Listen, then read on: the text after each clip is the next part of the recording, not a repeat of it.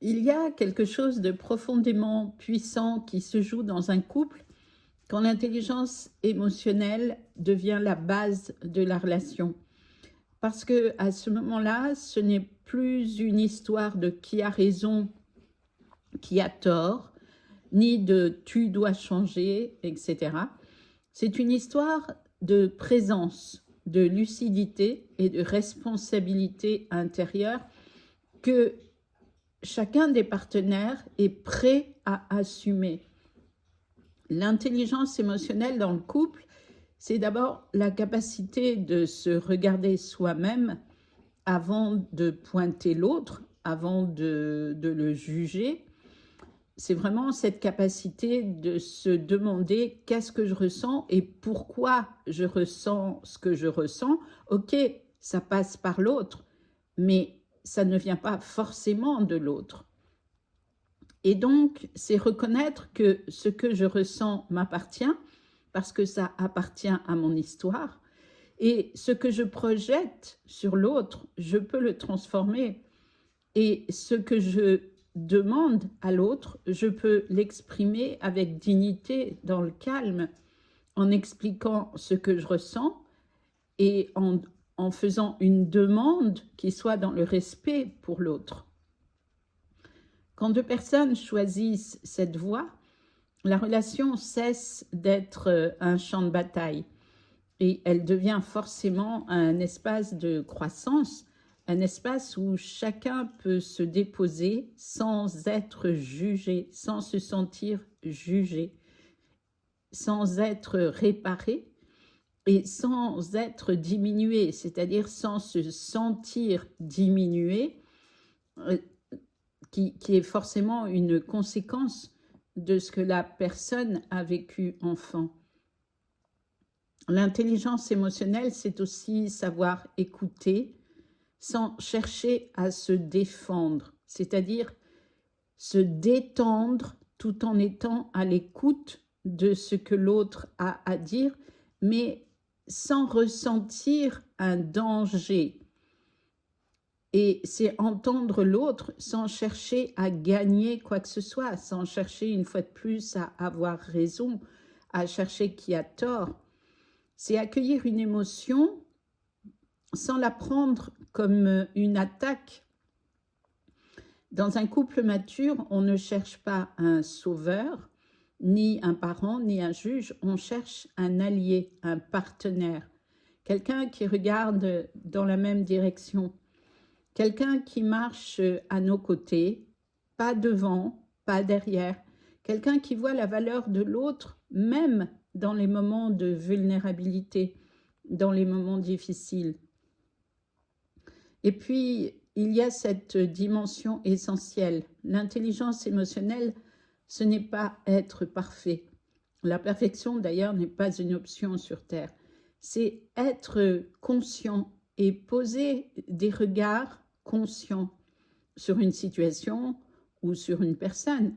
C'est être capable de dire, là, je suis touché, je me sens touché, ou bien de dire, là, j'ai peur, ou bien là, j'ai besoin de temps, sans honte, sans masque, sans stratégie.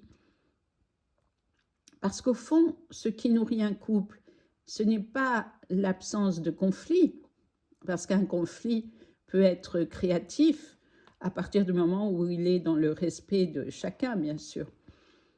C'est la capacité de traverser ensemble la difficulté et de rester en lien même quand c'est difficile, quand c'est inconfortable. C'est choisir la vérité plutôt que le silence, la bouderie, qui est une réaction très infantile et qui montre surtout cette incapacité à mettre des mots sur ce que l'on ressent. Et puis, c'est aussi choisir l'état de présence plutôt que la fuite, c'est-à-dire la responsabilité plutôt que la réaction. Et reconnaître que si je suis en réaction, c'est ma responsabilité et il est aussi de ma responsabilité de nommer ce qui se passe à l'intérieur de moi. Quand deux êtres cultivent cette intelligence-là, la relation devient un lieu de souveraineté partagée, un lieu où chacun peut grandir, s'ouvrir, s'apaiser, se révéler, se dévoiler, un lieu où l'amour n'est plus une émotion fragile, dangereuse, mais une posture intérieure qui peut apporter de la sécurité intérieure à la personne qui le ressent. Alors, si tu veux un couple qui dure, un couple qui élève, un couple qui libère, commence par là. Apprendre à te rencontrer toi-même, apprendre à nommer ce que tu ressens, apprendre à écouter sans te perdre, sans te sentir en danger, sans te sentir accusé. Apprendre à aimer aussi sans te trahir. Non pas aimer en choisissant de faire plaisir à l'autre parce qu'on est dans la peur de le perdre si on ne lui fait pas plaisir. Ça n'a rien à voir avec l'amour. Ça, c'est de la dépendance affective. Parce que l'intelligence émotionnelle, ce n'est pas un concept, c'est vraiment une manière d'être qui permet de créer et de vivre un couple qui est un vrai couple. Et quand deux personnes choisissent cette manière d'être, cette manière de se comporter à l'intérieur du couple, le couple devient vraiment un espace de vérité, de maturité et de profonde liberté dans l'honnêteté et la sincérité et l'authenticité, ce qui est primordial pour dire que je suis en couple, c'est-à-dire je vis un vrai couple. Et c'est vrai que c'est une responsabilité envers soi-même et envers l'autre aussi, envers le couple. C'est pour ça que l'on dit que le couple, c'est 1 + 1 = 3. Et c'est un espace de conscience qui est nécessaire chaque jour. Voilà. Merci à vous et à bientôt avec plaisir.